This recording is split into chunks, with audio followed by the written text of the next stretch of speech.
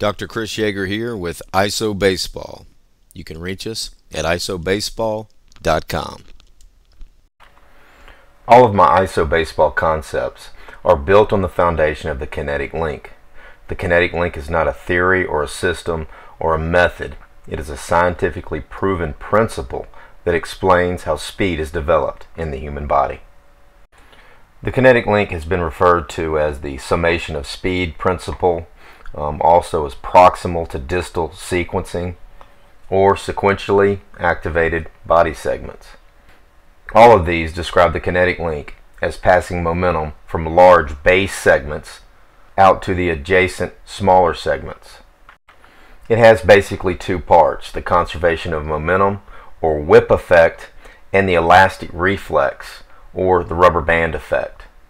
Like a bullwhip, the distal parts of the human body are composed of successively smaller and smaller masses. And similar to a rubber band, the body's muscles are put on stretch before they contract. Let's look at this whip effect in a little bit closer detail. The loud crack created by a bullwhip is the result of the tip of the whip traveling at a very high rate of speed, upwards of 750 miles an hour, faster than the speed of sound. The whip creates a sonic boom. You know that you must stop your arm in order to crack a whip. When the arm stops, its momentum is transferred to the much less massive whip. What the whip lacks in mass, it makes up for with speed. It's very important to understand this concept, that when the arm decelerates, its energy and momentum is transferred to the whip. This energy is fed down the progressively smaller and smaller whip until it's all focused in the tip of the whip, which breaks the sound barrier. Like a bullwhip, the distal parts of the human body are composed of successively smaller and smaller masses. And so as the pelvis and then the torso begin to decelerate or slow down, their momentum and energy is transferred or funneled to the much smaller segments of the arms and then finally the hands and bat. And so we're trying to maximize this amazingly powerful whip effect within the human body, and in this instance specifically for the baseball swing. This graph in the bottom right is the kinetic sequence of a professional baseball player, and all the classic elements of a high-level kinetic link pattern are evident here. The first line here in red represents the pelvis. The second line here that cuts across here represents the torso or shoulder segment. This blue line here that peaks here, that is the arm segment, and here we see the hands and bat. The most important part of this graph is to take notice of how, as the preceding segment begins to slow down or fall off, the following segment begins to accelerate. So if you take a quick look at the graph, it's easy to see that the pelvis here is rotating faster than any of the other body parts. And again, all these speeds or measurements are rotational velocities. It's easy to see how the hips at this point are moving fastest. Okay, the hips continue to speed up, start to pull the upper half, the torso, and the arms with it. But the important part is here. As the hips begin to slow down here, they begin to fall off, you can see the torso and the arms, along with the hands and bat, they begin to speed up. They begin to accelerate. At this point, you have the arms here in blue and the hands and bat here in gold just riding the torso. Well, as the torso begins to fall off, you can see it falling off, cutting across here.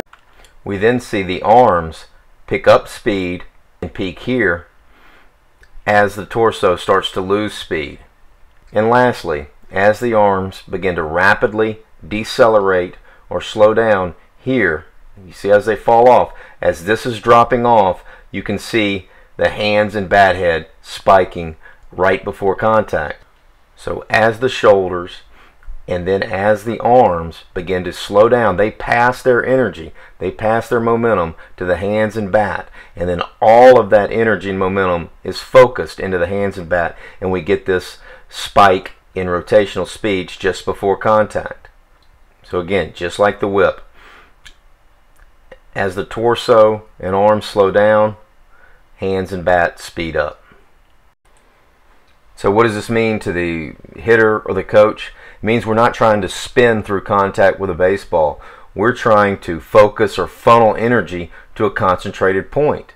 Okay? And again, if you look at the evidence here, you can see how the hips, they've fallen off to nearly zero as we're making contact with the ball, as have the torso as well as the arms have slowed down rapidly. So you're really trying to fire the hands or release the hands at contact. You're not trying to spin the entire body through contact. In high-level hitters, again, we see all of the energy focused in the hands. All of this energy has been passed from the hips, from the torso, from the arms, and given to the hands and bat, which spikes right before contact. Okay, we're not trying to spread that energy across the whole body. Okay, we want it focused in hands and bat through contact. And throughout our data, we see a direct correlation between the deceleration of the shoulder segment or the torso and the acceleration of the bat head or bat speed. So we want the body to rotate, we want the torso to rotate to a certain point, but once the hands begin to take over, we want that rotation to slow down. And so resisting shoulder or torso rotation can actually increase bat speed.